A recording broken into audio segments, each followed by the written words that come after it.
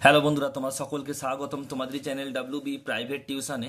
তো আজকের এই ভিডিওতে আমরা এবিটিএ মাধ্যমিক টেস্ট পেপার 2024-25 পেজ নাম্বার হচ্ছে 479 ভূগোলের প্রশ্নের উত্তর নিয়ে আলোচনা করব আজকের এই ভিডিওতে। বিভাগ ক, একের দাগের 1, পাখির পায়ের মতো আকৃতি বিশিষ্ট বদ্বীপ দেখা যায়।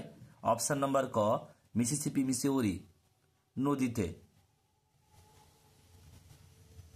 একের দাগের 2, মহাদেশীয় হিমবাহ অঞ্চলে বরফমুক্ত পর্বতের শীর্ষদেশকে বলে। এটা হবে অপশান নাম্বার খ, নুনাটাক্স।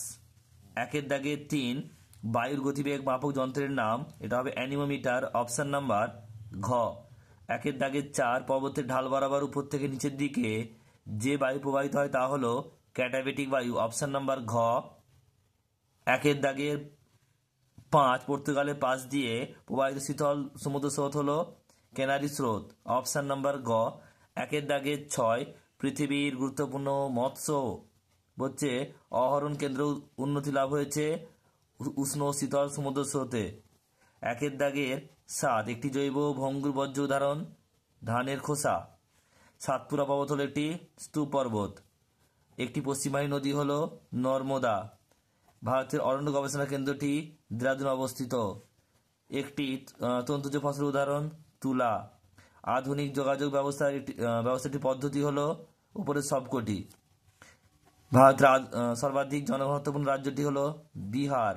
ডিগ্রি সিটে আরএফ হলো 1:2,50,000।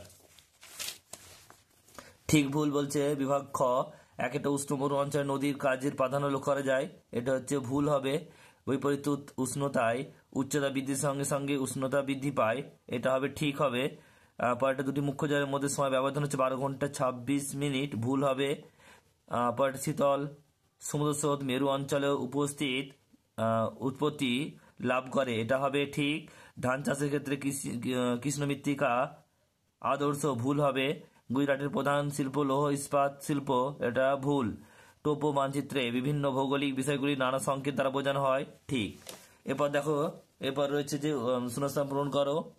একটা বলছে, প্রথমে তোমাদের প্রশ্নগুলো বলে দেবো উত্তরগুলো, তারপর তোমার দেখিয়ে দেবো উত্তরগুলো।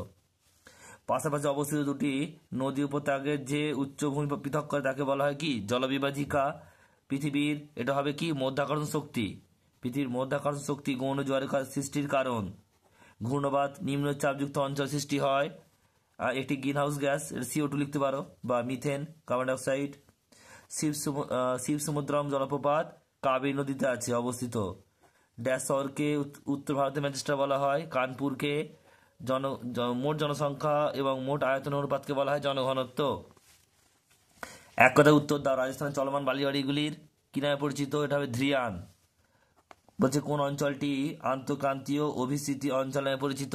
নিরক্ষীয় অঞ্চল। পৃথিবীর বৃহত্তম মহাসাগরটির নাম কি? Grand bank. এরপর রয়েছে ভারতের একটি বৃষ্টিছায়া অঞ্চলের নাম কি? শিলং। ভারতের শুল্কমুক্ত বন্দরটির নাম কি? কান্দালা। ভারতের কোন রাজ্যে বনভূমি পরিমাণ সবচেয়ে বেশি? মধ্যপ্রদেশ। প্লাস্টিক কোন জাতীয় বর্জ্য উদাহরণ? এটা হবে কি? Non biodegradable. নেক্সট প্রশ্ন, ইসরো প্রেরিত একটি কৃত্রিম উপগ্রহের নাম কি? জিস্যাট। এরপর যে ডান দিক বাম দিক, সিলিকন ভ্যালি, বেঙ্গালুরু, তাপবিদ্যুৎ কেন্দ্র ছাই, শিল্প বর্জ্য, চা, বাগিচা শস্য, রেল ইঞ্জিন নির্মাণ কেন্দ্র, চিত্তরঞ্জন। উত্তরগুলো দেখে নাও তোমরা কি রয়েছে।